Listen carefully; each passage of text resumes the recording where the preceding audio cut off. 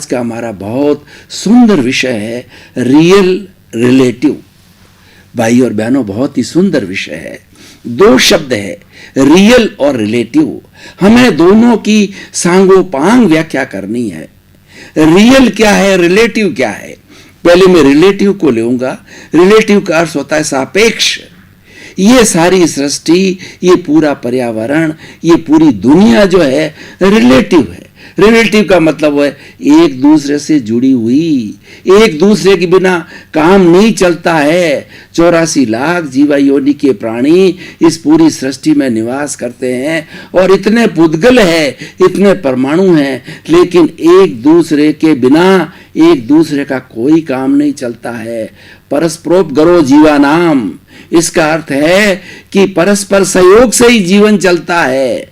अगर हमें अनाज न मिले तो हम खाना कैसे बनाएंगे? अगर हमारे पास सूत नहीं हो तो कपड़ा कैसे बनेगा? और हमारे पास में पत्थर वगैरह सामग्री न हो तो मकान कैसे बनेगा?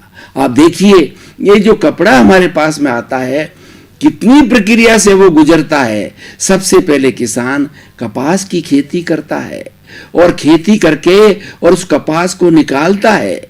उस कपास को निकाल करके वह बेचता है और खरीदने वाला उसकी धुनाई करता है।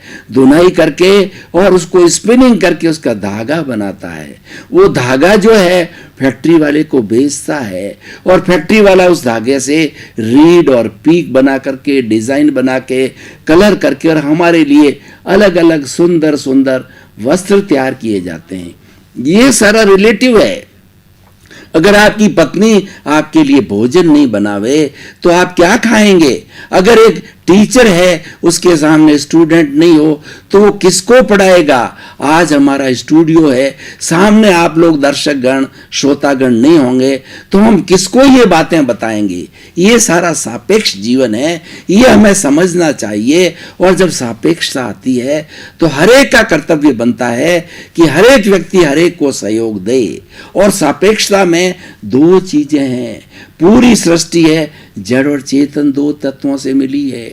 चेतन वह होता है जो सुख दुख की अनुभूति करता है और जड़ वह होता है जिसमें सुख दुख की अनुभूति नहीं होती है। वो साधन बना सकता है। जैसे कि भोजन हमारा साधन है, वो जड़ है, और लेकिन इसको खाने वाला है ये शरीर है। शरीर भी जड़ है, लेकिन इसके भीतर जो प्रभु विराजमान है वो चेतन है। हर प्राणी के अंदर चेतन तत्व होता है और उस चेतन तत्व के कारण ही यह शरीर मिलता है। और पूर्व कर्मों के जो भुगतान के लिए हर प्राणी को जो ये शरीर मिलता है, तो शरीर रिलेटिव है और रियल है। उसके भीतर विराजमान शुद्ध आत्मा भगवान रियल है। अब मैं उस आत्मा की बात करता हूं जो कि रियल है।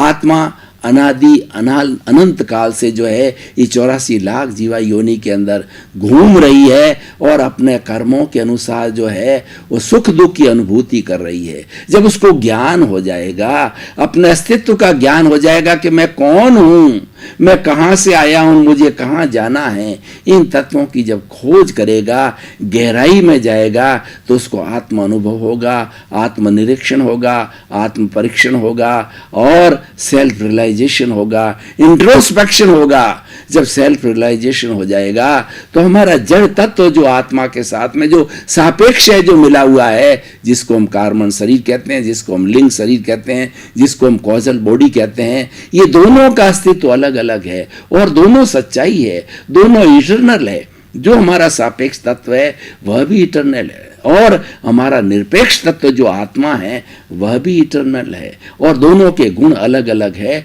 तो रियल के अंदर हमारी आत्मा है और रिलेटिव के अंदर हमारा शरीर है, जड़ पदार्थ है। इन दोनों के कॉम्बिनेशन को समझना है। देखिए, हमारा जो जड़ पदार्थ है, जो कार्बन शरीर है, वह आत्मा से कहता है कि मुझे तो तुम्हारी कोई गरज नहीं है, तुम तान तान करके मेरे को इस पूरे कॉस्मोस से लाते हो और उसके अनुरूप जो है सुख दुख की अनुभूति करते हो और उसके अनुसार ही जो है कर्मों को भोगते हो, मुझे तुम्हारी कोई जरूरत नहीं है। ये सापेक्ष बोलता है। और निरपेक्ष जो है वह तो मोक्ष की अवस्था है। शुद्ध आत्मा जब सभी कर्मों से मुक्त हो जाती है, सभी सापेक्षताओं से मुक्त हो जाती है, तो निरपेक्ष रूप में उसको एब्सोल्यूट नॉलेज मिलता है, जिसको कि केवल ज्ञान कहलाता है। वो केवल ज्ञान क्या है? वो ज्ञान ये है कि हमारी जो शुद्ध आत्मा है वो अनंत ज्ञान वाला है, अनंत दर्शन वाला है, अनंत शक्ति वाला है और अनंत सुख का धाम है।